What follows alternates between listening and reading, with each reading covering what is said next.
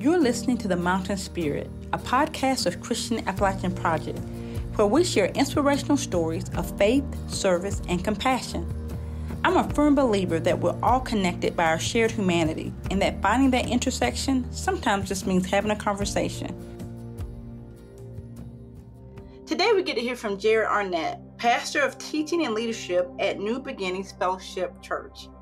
According to the Institute of Emerging Leaders at North Carolina State University, rural health communities play an anchoring role. Religious institutions in rural locations have historically been more likely to serve as anchor institutions because of geographical isolation or religious identity, serving as a point of shared identity, and the relative absence of other integrating institutions in those areas. This is according to Jason Bevins, an NC State professor in the Department of Philosophy and Religious Studies. But our guest today will share a bit of his own journey from founding executive director of Shaping Our Appalachian Region, or SOAR, where he believes God allowed him to put his faith into action by helping people in need in Eastern Kentucky, to now as a founding pastor of New Beginnings Church. Hi, Jared. Welcome to the show. Hey, Tina. Thanks for having me. We're so excited to have you on today. So we're just going to jump right in. So, Jared, why don't you tell us a little bit about yourself? Where'd you grow up, and what was life like for you and your family? Well, so I grew up in Salyersville, Kentucky, McGoffin County, about 45 minutes from where I'm at now in Pikeville. Both my parents worked in state government, and my grandfather lived next door. We grew up on what was his family's farm that he grew up on, a holler is what we call them around here. I was in the head of it. For my grandfather, my papa that lived next door, he grew up there in McGoffin County, joined the military, was in World War II. And when he got out, he got a job on the police force in Washington, D.C. And so he worked there for 20 years. My dad was pretty much raised in Alexandria, Virginia. When my grandfather retired, they moved back to the old home place and built a house. And my dad was like a junior in high school when he had moved back to McGoffin County. My grandfather married a lady from Pennsylvania who was originally from Yugoslavia. So that was my next door neighbors in Appalachia. It was my grandfather who'd served on the D.C. police force all through the civil rights movement. Like tremendous experiences and stories. And then my grandmother, who was the first one born in the U.S., and her family. It was an interesting dynamic, and most of my dad's siblings were older than him, so they didn't move back when they moved. So they lived in California, Ohio, D.C., and so I got to just experience a lot of things outside of the culture that I was kind of born into just by those kind of family connections. Went to church growing up, graduated from McGoffin County High School. That was life. Started playing music in high school, played piano and guitar and things like that. And so that was my life. Yeah. We're going to talk a little bit more about your musical interests later on in the episode, so I hope folks hang on to the end. Yeah. And I get to talk about some of what you're doing now in that space. I know in your bio you have an MBA and several certificates of economic development. What led you in that direction? When I was going to college at Moorhead, I was playing music and got involved in a music store here in Pikeville, started working there and teaching lessons. And really, my mother-in-law at one point, when I was trying to figure out what I wanted to do with my life, she said, I think you would be good at business. Like, you have an accounting mind or a business mind. So I took a couple of accounting classes, marketing classes, and just fell in love with it. So I ended up taking those. And when I graduated from my undergraduate, I had almost enough credits for a business minor, but I was studying paralegal studies in government. I was going to go to law school. I did an internship my last semester with a circuit judge and didn't love it. I was like, I don't think I can do this. So I ended up taking a job as a bookkeeper at the guitar store I had taught lessons at through college, and started my MBA while I was working there, and just fell in love with business and got to work with great people in the small business and be a part of a team that turned it around and started selling things online, and just fell in love with it, honestly, and began to look around the community and say, I'd like to help start more businesses or just do community and economic development. Didn't know what that meant. And I thought, I'm going to email the president of the Pike County Chamber of Commerce and just say, hey, if you ever there's ever job opportunities and economic development. I didn't know what that meant. I honestly really had no idea.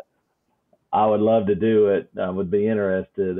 6 months later, he was they were going to transition the chamber to this regional chamber and doing economic development, and we're going to hire a new position. And he'd remembered me sending that email and called me and asked me to come in for an interview.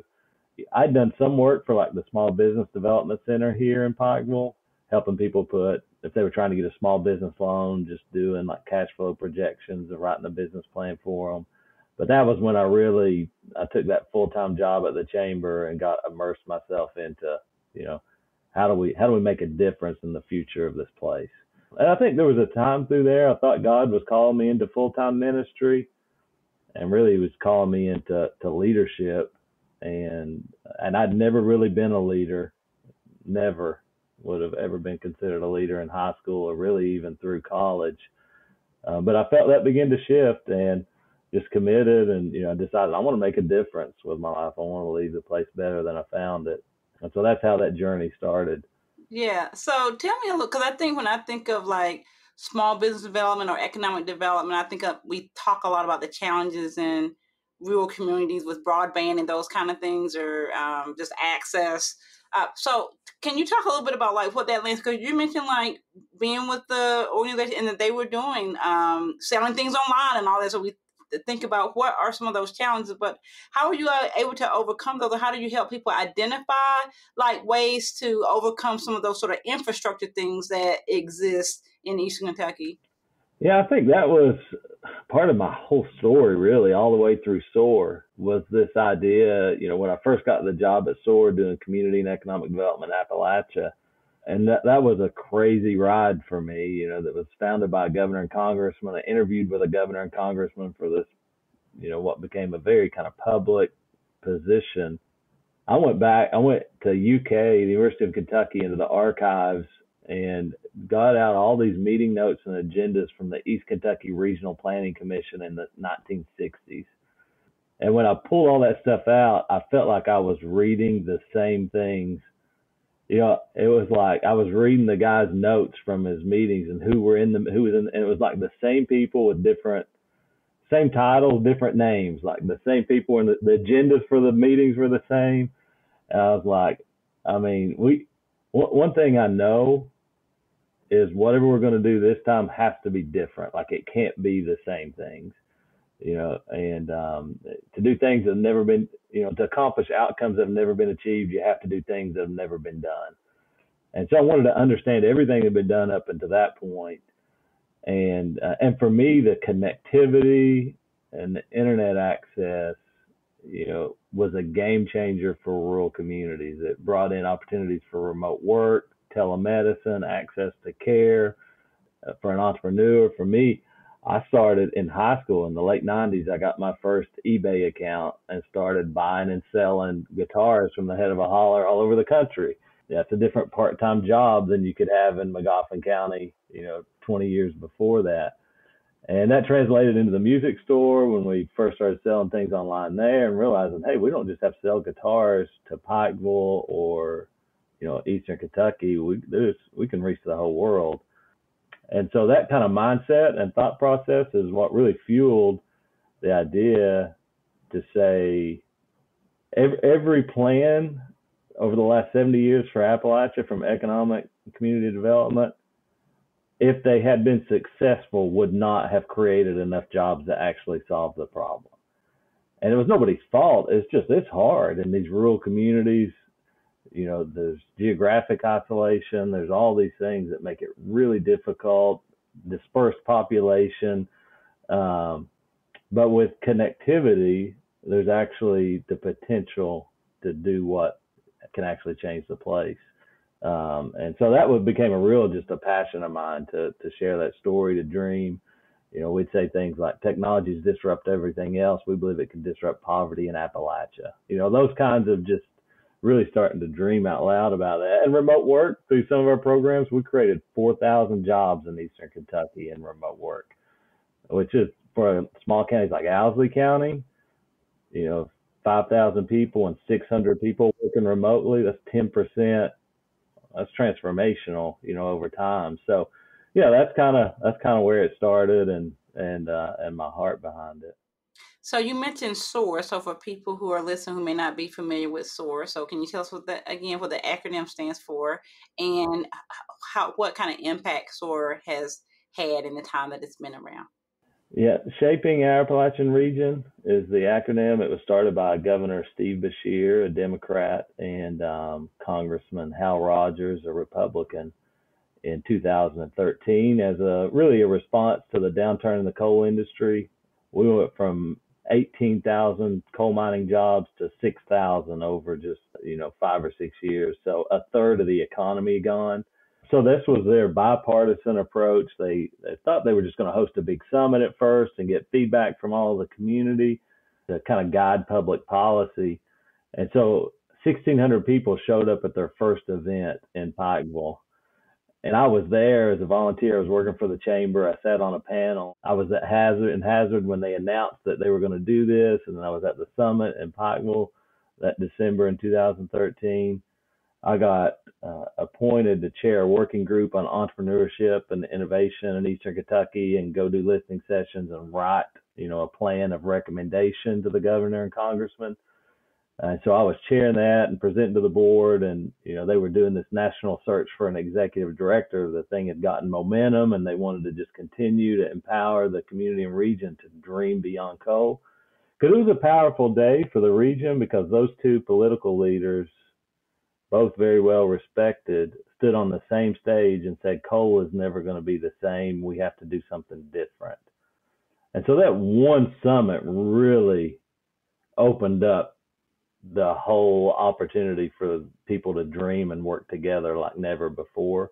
So they put together an organization, a nonprofit, and I became the founding executive director of that. I said whoever takes that job is crazy when they would talk about it at the board meetings, and then I was the crazy one. I was like, I was right, actually. We put together what we called the blueprint for the future of Appalachia that was built off input from thousands of people in the region.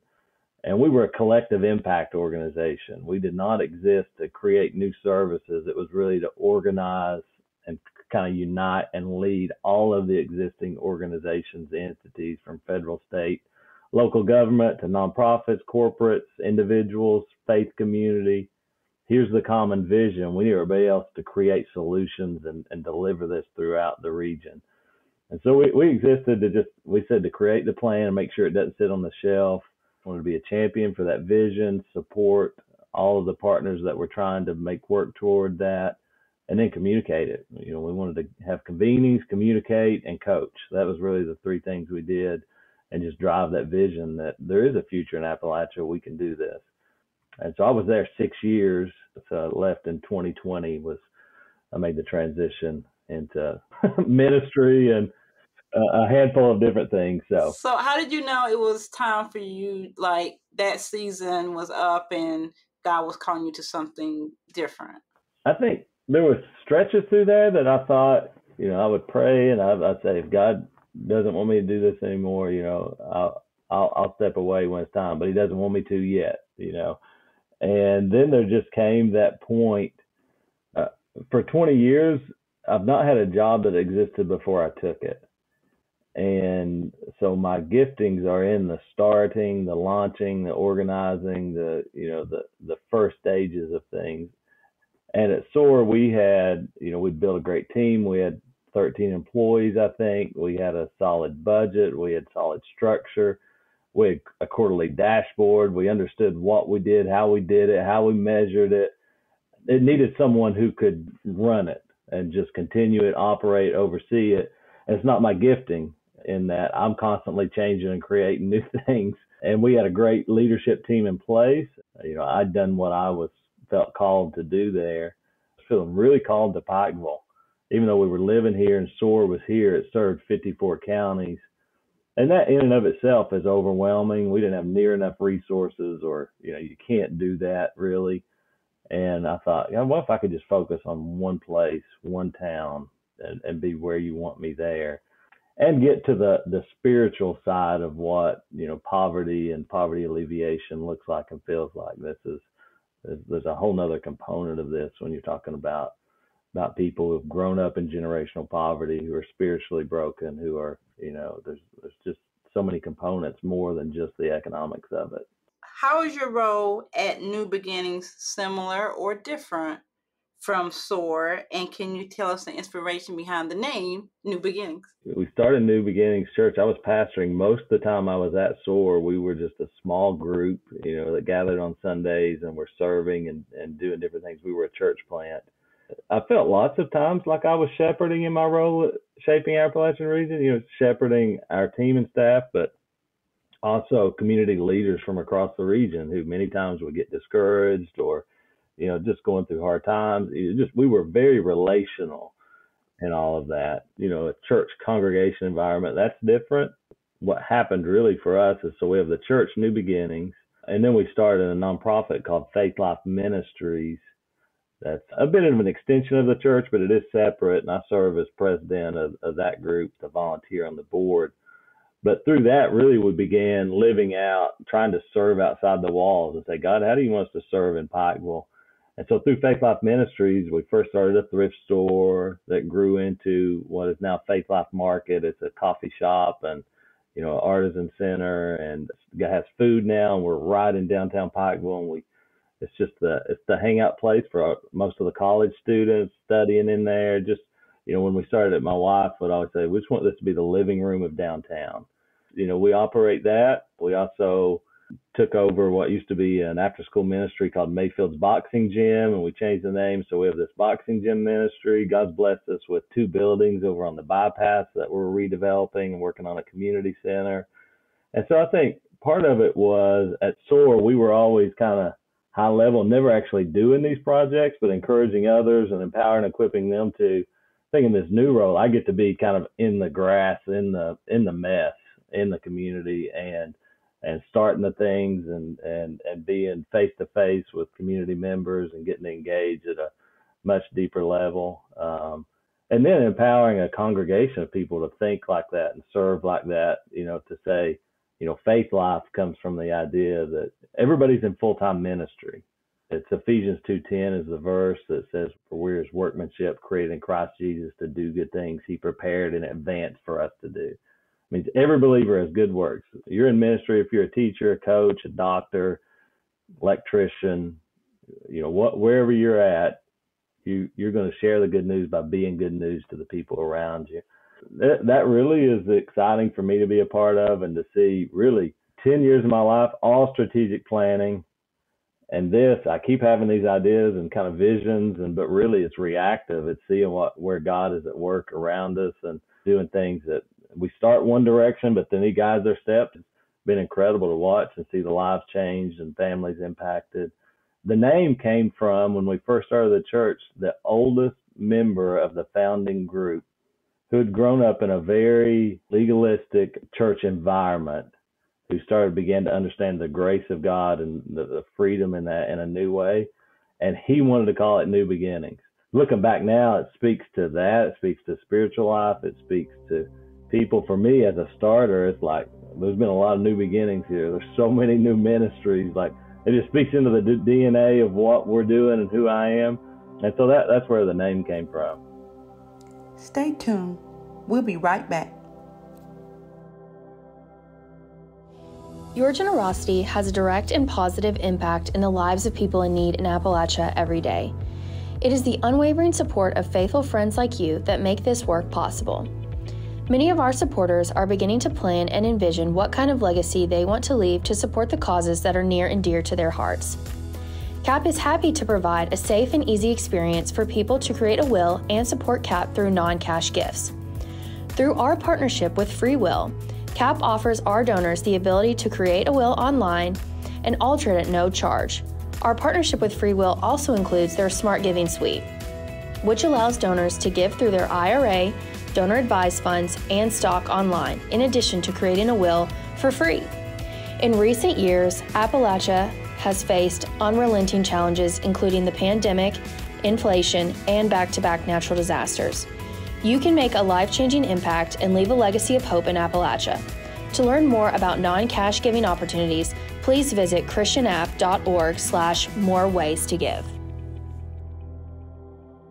Can you tell me a story that gives you hope when you think of your work in Appalachia? We help try to serve addiction recovery. We have a program called Freedom Center where we have freedom coaches, and we just started this over the last few months. And so the vision was, we've done a lot of very broad, we give things out, we support and help people. Many times we don't even get to know their names.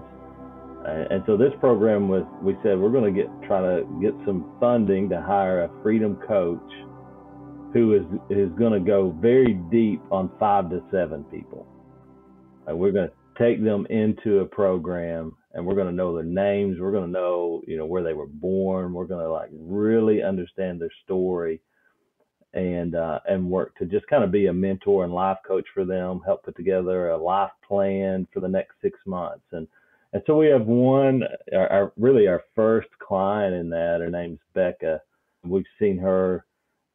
She's over a year sober, but has all these barriers against getting back and finding God's purpose for her life. Doesn't have her driver's license. She's got, fines and fees she's got to take care of. She doesn't have transportation. She's not in the best living environment. She can't see her children. There's this whole list of things that many times when we interact with these people, they've not lost the hope necessarily that they're going to live. They have enough. There's obviously food insecurity, but with the government programs, they usually have housing, some level of food support and health care, but they don't really have hope that it could ever be different, that it could ever change. And they don't feel like they have the freedom to even choose to try to pursue something outside of that. So we're really looking for those people who see the opportunity and then give them enough support to help guide them and bring them out of that place. And so she's one.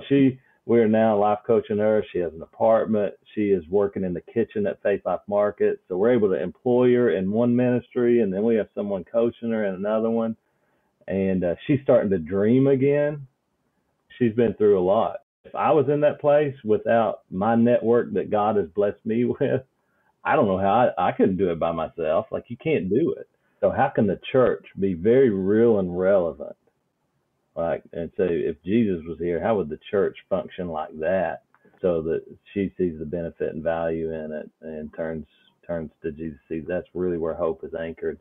So that's one story that, seeing her coming to work and excited and starting to dream again is exciting for me. Yeah, I always say hope is a powerful thing. Lots of people have never visited Appalachia, and we know we have folks who listen to podcasts who are from all over. But what is one stereotype that you'd like to correct? If you could just talk to people about things that they have misconstrued or some idea that they have in their head that you're y'all don't even know. Let me tell you. Yeah, that one's tough. I think really the amount of people that really have a tremendous passion and endurance and creativity to persevere and figure things out, the grit of this place. I think sometimes it gets painted with a broad brush because of generational poverty and things, but almost every community I would go into, there was always a handful or a group of people who were there believing and pushing and trying to change things.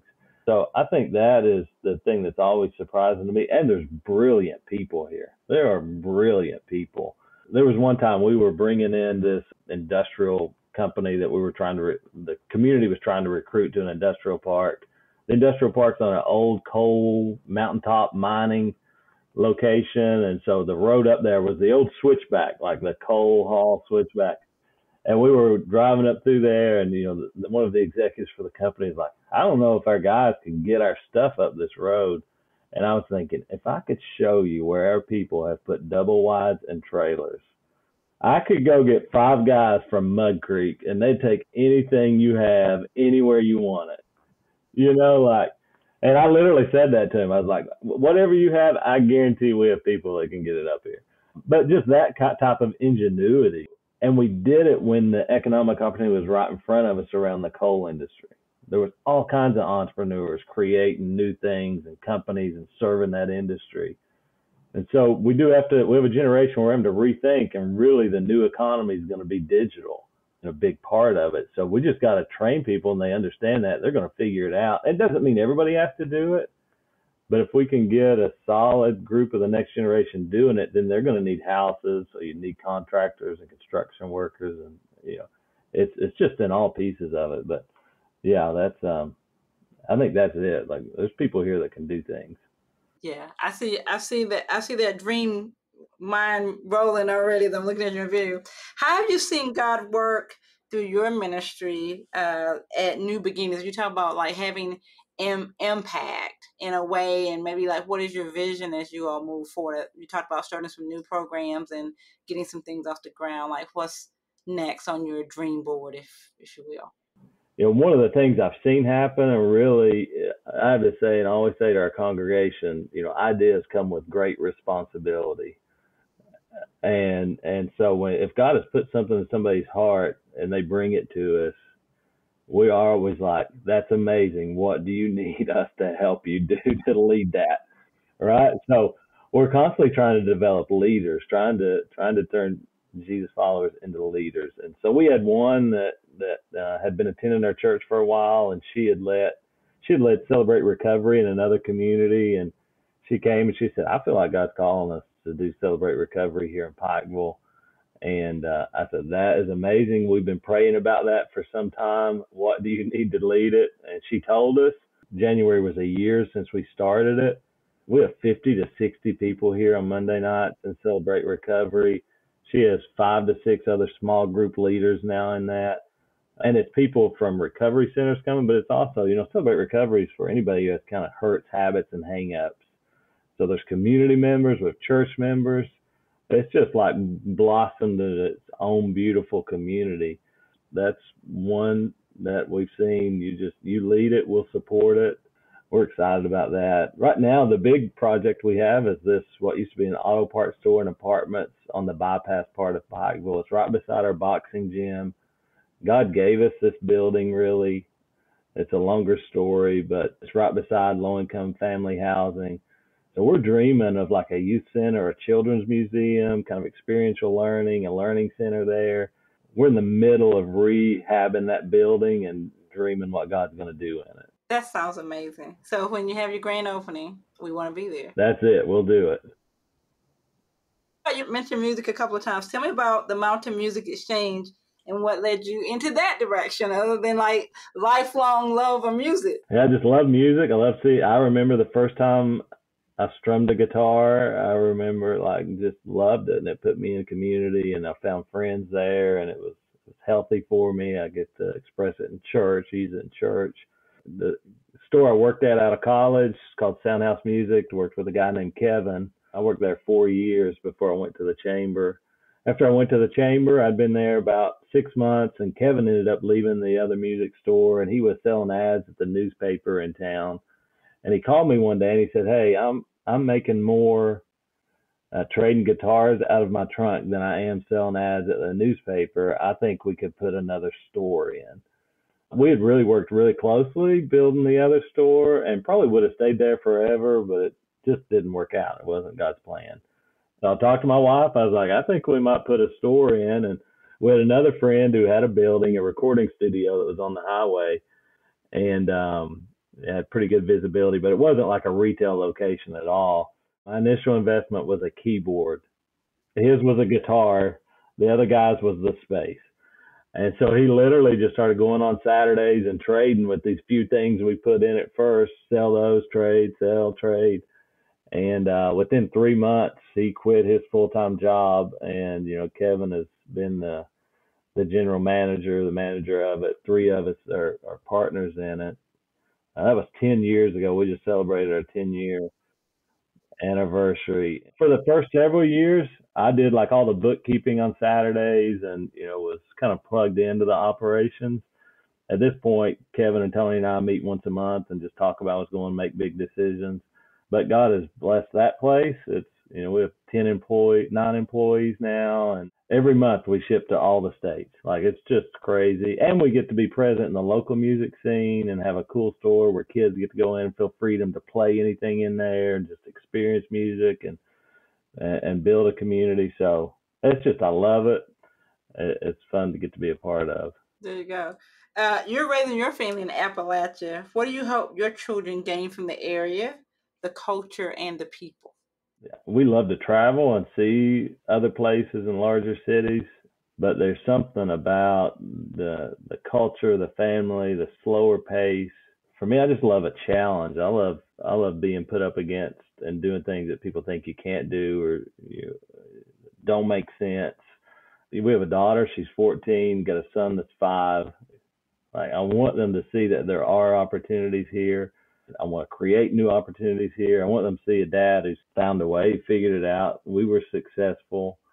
And so wherever they end up, I hope they have that mindset that, with God's help, you can do it, and you can persevere through it.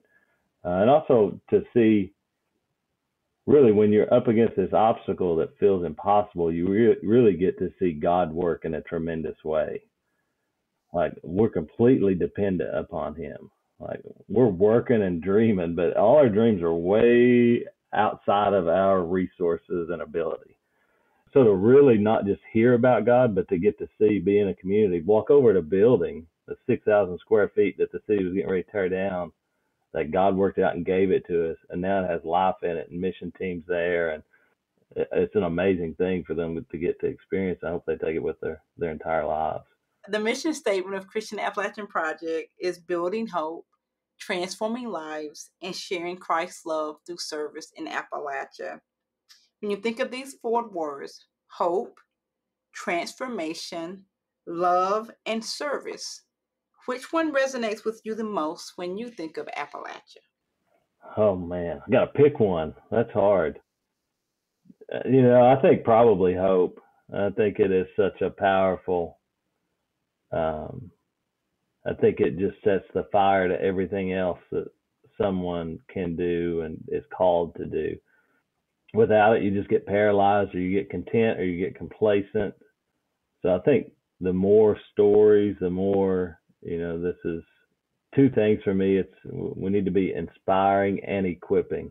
So both getting people excited and dreaming and believing, but at the same time training and equipping and give them the tools necessary to do the things. But the training and equipping is not enough if people don't have hope, if they're not dreaming and believing. It's just the catalyst for all the other things. So I love Christian Appalachian Project. Love what you guys do. Love partnering with you. We've done it on many different ways. I think we've got some of your cots at our church right now that our mission teams use. So we are super grateful for how God has used you all and continues to use you all. Thank you so much. It's been such a blessing having you on. Thank you, Jared, for coming today. Thank you. Thanks for having me. Of course. Our guest today has been Jared Arnett, pastor of teaching and leadership at New Beginnings Fellowship Church. We hope you've enjoyed the show and will check out next week's episode. Tell your friends to check us out too. You can follow the work of Christian Appalachian Project on all social media channels. Find the show online at christianapp.org/podcast or anywhere you get your favorite podcasts. Be sure to subscribe so that you never miss an episode, and we'll see you next week.